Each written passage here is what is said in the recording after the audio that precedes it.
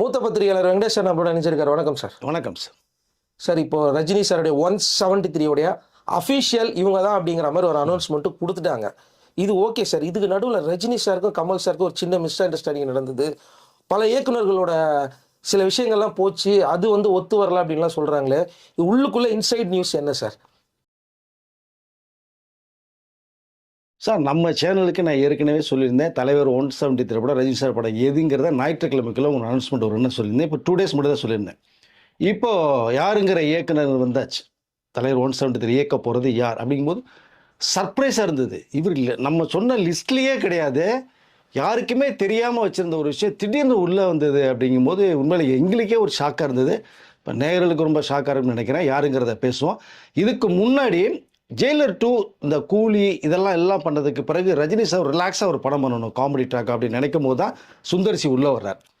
சுந்தர்சி இந்த எல்லாம் முடிச்சு அனௌன்ஸ்மெண்ட்லாம் கொடுத்து போனதுக்கு பிறகு திடீர்னு அவர் சொல்லாமல் போனது மிகப்பெரிய ஒரு காரணம். அதில் ரஜினி சார் ரொம்ப அப்செட் ஆனார். சும்மா இருந்தவரை கூப்பிட்டு வாய்ப்பு கொடுத்தோம்னா சொல்லாமல் வெளில போயிட்ட போது கமல் டெல்லியில் இருந்தாரப்போ அவர் ரஜினி சார்ட்ட ஃபோன் பண்ணும்போது, ஒன்றும் இல்லை கமல், நீங்கள் போன வேலையை முடிச்சுட்டு வாங்க, நம்ம பார்த்துக்கோன்னு சொல்லும்போது கமல் இங்கே வந்தாலும் ஒரு விஷயத்தை ஓப்பன் பண்ணார். புதிய இயக்குநர்களுக்கும் வாய்ப்பு உண்டு தெளிவாக கமல் சொன்னார். அப்போ கதை கேட்கப்படும். கதை நான் ஃபஸ்ட்டு கேட்டதுக்கு பிறகு எனக்கு பிடிச்சிருக்கணும், எனக்கு பிடிச்சதை விட ரஜினி சாருக்கு பிடிச்சிருந்தா அது ஓகே அப்படிங்கிற விஷயத்தை அவர் டிக்ளேர் பண்ணார். அப்போ கமல் ரஜினிகிட்ட பேசும்போதே, வாங்க நான் ஒரு லிஸ்ட்டில் ஒரு 4-5 பேர் இருக்குது, நம்ம யாருங்கிறத நம்ம கதை நல்லா கேட்டுட்டு ஃபில்டர் பண்ணிக்கலாங்கிற முடிவில் ரஜினி சார் சொன்னது பிறகு அதுக்கு வேண்டிய வேலைகள் போயிட்டு இருந்தது. அப்போ தான் இங்கே யார் வரணும், நித்திலன் வந்தார். மகாராஜா இயக்குனர் நித்திலன் ஒரு கதை சொல்லும்போது ரஜினி சாருக்கு ரொம்ப பிடிச்சது. குரங்கு பொம்மைன்னு ஒரு படம் பண்ணும்போது அப்போயே ரஜினி சார் கேட்ட ஒரு கதையை சொல்லும்போது ரொம்ப நல்லா இருக்குது, வெயிட் பண்ணுங்கள் நம்ம பண்ணுவோம், நீங்கள் டெவலப் பண்ணுங்கிற ஒரு விஷயத்தை சொல்லிட்டார். ரெண்டாவது மகாராஜா ஒரு சூப்பர் ஹிட் கொடுத்தோன்னா ரஜினி சார் கூப்பிட்டு ஒரு சின்ன டீ பார்ட்டிலாம் கொடுத்து ரொம்ப வாழ்த்துக்கள் சொல்லி போனார். அவர் லிஸ்ட்டில் இருந்துக்கிட்டே இருக்கும்போது பட் இதற்கிடையில் இன்னும் கொஞ்சம் ஒரு பெட்டராக ஒன்று பண்ணலாம் அப்படிங்கிற ஒரு ஐடியா ஒன்று போய்கிட்டே இருந்தது. இப்போ இதுக்கு முன்னாடி பார்த்தீங்கன்னா தேசிங்கு பெரியசாமி இயக்குனர் உள்ளே வந்தார். அது பார்த்தீங்கன்னா ரஜினி சாருக்கு ரொம்ப பிடிச்ச கதை. ஆனால் கிட்டத்தட்ட இந்த பாகுபலி மாதிரி 2 வருஷம் டைம் ஒதுக்க வேண்டிய சூழலை வரும்போது ரஜினி சார் கொஞ்சம் வெயிட் பண்ணுங்கன்ட்டார். இவ்வளோ டியூரேஷன் நம்ம இப்போ எடுக்க முடியாது, பார்க்கலாம் அப்படிங்கும்போது அந்த தேசிங்க பெரியசாமி நித்திலன் அவரும் வெயிட்டிங்கில் இருக்கார். இப்போ இதுக்கு இடையில ஆர்ஜே பாலாஜி உள்ளே வர்றார். இப்போ ரஜினி சார் காமெடி ட்ராக்கில் ஒரு ஜாலியாக படம் பண்ணும்போது ஆர்ஜே பாலாஜி நம்மகிட்ட ஒரு கதை இருக்குன்னு சொல்லி ஒரு பக்கம் ரஜினி சாரை மீட் பண்ண ஒரு விஷயம் இருக்குது. ரஜினி சார் எல்லாமே கேட்டுட்டு அது அவருக்கு கொஞ்சம் உடன்பாடு கம்மியாக இருந்தது. அந்த ஹீரோயிசம்ன்றது கொஞ்சம் மேலே காமெடிக்குள்ளேயே போகிறது மாதிரி இருந்தது. ஆர்ஜே பாலாஜி மேலேயும் கொஞ்சம் அது இல்லாதனால அப்படியே கொஞ்சம் யோசித்தார், யார் எந்த இயக்குனர் போடலாம் அப்படின்ட்டு ஒரே ஒரு சின்ன மேட்டர் ரஜினி சார் குழப்பத்தில் இருக்கும்போது தான் கமல் ஒரு 2-3 இயக்குநர்களை ஒரு சாய்ஸ் ஒன்று கொடுக்குறாங்க. ரஜினி சார் அதில் பெரிய அளவில் அவர் கேட்ட கதை சரியாக அமையலை. இப்போ இந்த நேரத்தில் தான் நித்திலன் வந்தாச்சு, தேசிங் பெரியசாமி வந்தாச்சு, ஆர்ஜே பாலியா போனார். இதுக்கு மிடில் தனுஷும் ஒரு கதை ரஜினி சார்ட்டு சொன்ன ஒரு விஷயம் இருக்குது. ஆனால் அது ரொம்ப ராவாக இருந்தது. அப்போ தான் நீ ஒரு ஹீரோ மைண்டில் வச்சுக்க தனுஷ், அவருக்கேற்ற ஒரு ஸ்டைலில் நீ கிரியேட் பண்ணி படம் பண்ணணும், கதையை ரெடி பண்ணணும்னு சொல்லும்போது தான் தனுஷ் ஒரு பக்கம் ரெடி பண்ணிகிட்ருக்கார். அந்த ஒரு விஷயம். இப்போ இதெல்லாம் ஒரு குழப்பத்தில் இருக்கும்போது ரஜினி சார் பிப்ரவரி ஷூட்டிங் ஸ்டார்ட் பண்ணணும். அதில் முக்கியமாக குறிக்கோள் இருக்காங்க, ஜனவரி ஜெயில் முடித்தோன்னே பூஜை போட்டு ஆரம்பிக்கணும்னு.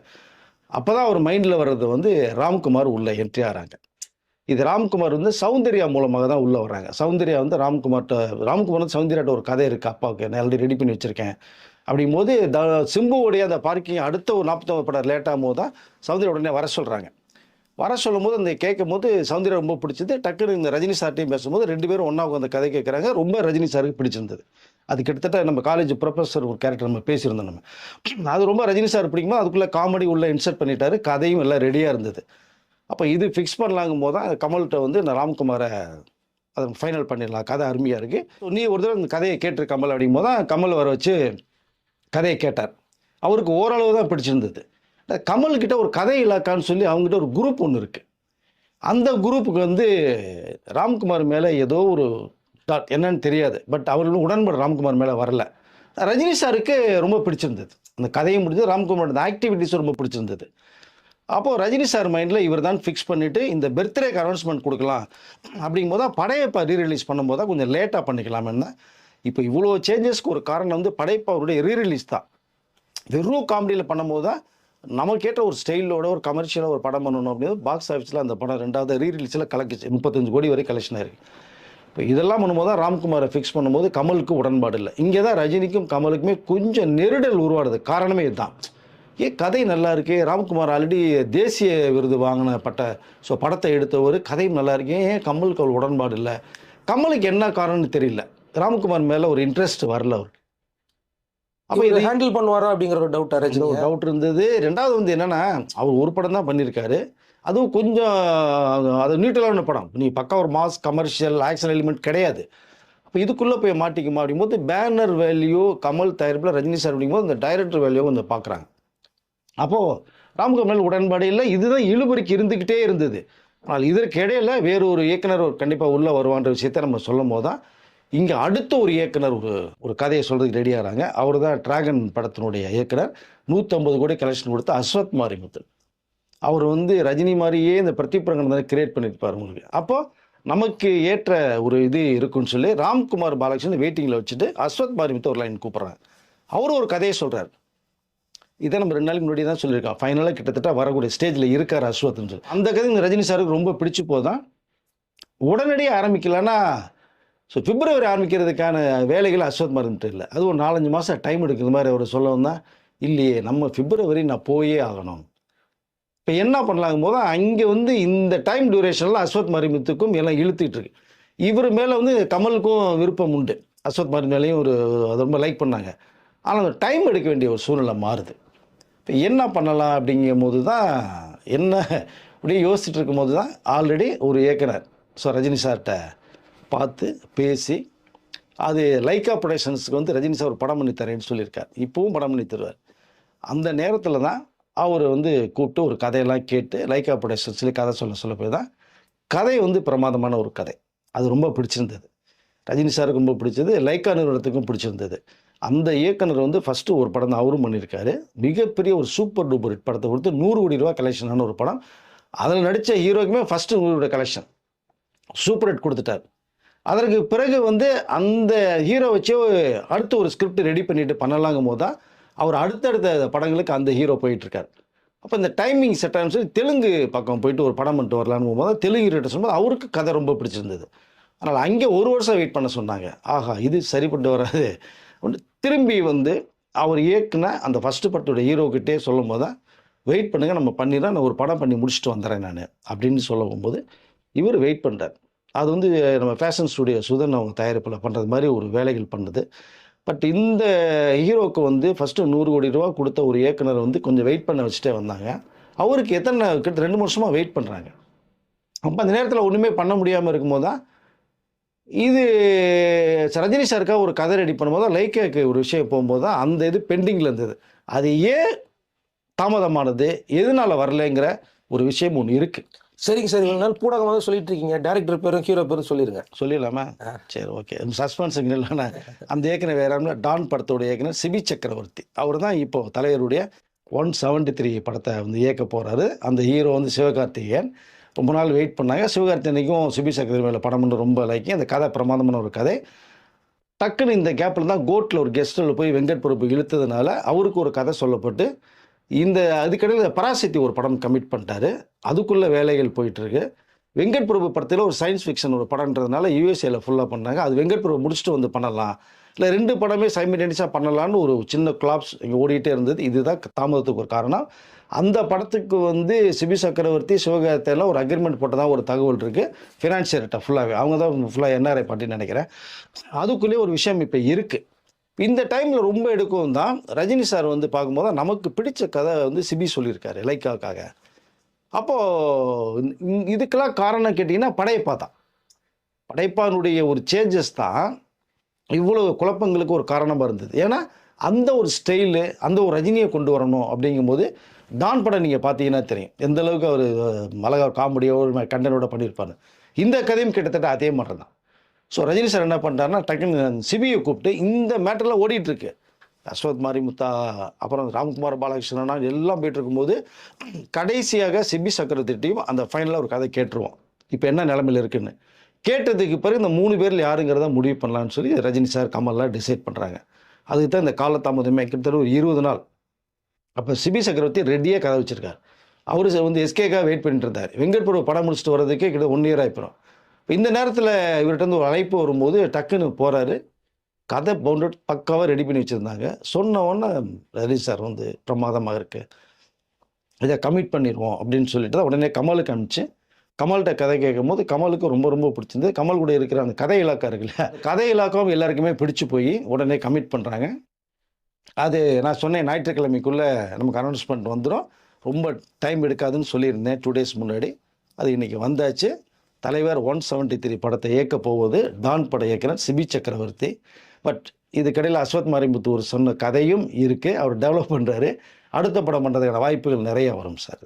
என்ன ஒரு கேள்வி அப்படின்னா, அஸ்வத் மாரிமுத்துலாம் ஓகே சார், பார்க்கிங் படத்தோடைய இயக்குனருடைய பேர் வந்து பார்த்தீங்கன்னா ரொம்ப வெளியில் வந்துருச்சு. இப்போ அவரை வந்து எல்லாரும் கேள்வி கேட்பாங்க, எப்போ சார் ரஜினி சார் கூட சேர்ந்து படம் பண்ண போகிறீங்க? அதனால் இப்போது அவருடைய நிலைமை என்ன, அவர்கிட்ட ரஜினி என்ன ப்ராமிசிங் பண்ணியிருக்காரு? இல்லை, இதில் என்ன ஒரே ஒரு சிக்கல்னா சார், இப்போ நீங்கள் கேட்குறது வந்து கரெக்டு.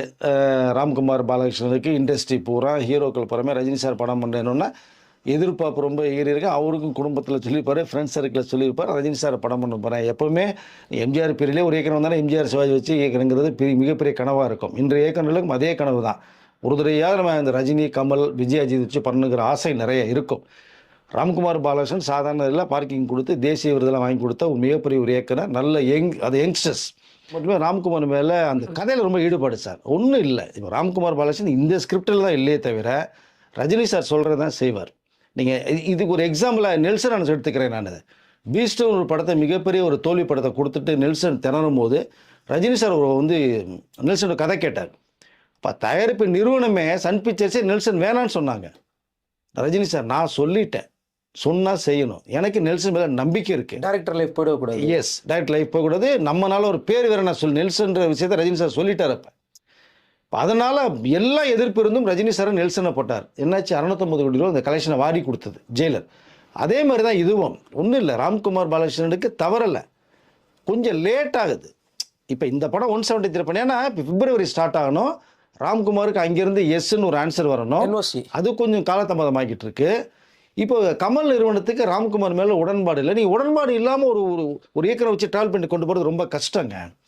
அதனால் ரஜினி சார் பார்த்தாரு, ஏன்னா 2 பேருக்கு ஏதோ நெருடல் இருக்கும்போது இதுக்குள்ளே நமக்குள்ளே ஒரு நெருடல் வந்துடக்கூடாதுன்னு ரஜினி சார் ஃபீல் பண்ணார். கமலுக்கும் நமக்கும் இது வந்துடக்கூடாது, நமக்கு நண்பனுக்கு ஒரு உதவி பண்ண போகிறோம் அப்படிங்கும்போது ஓகே என்னதான் இருந்தாலும் ஒரு பணம் போடுறவங்க போது 4 விஷயத்தை யோசனை பண்ணோம்.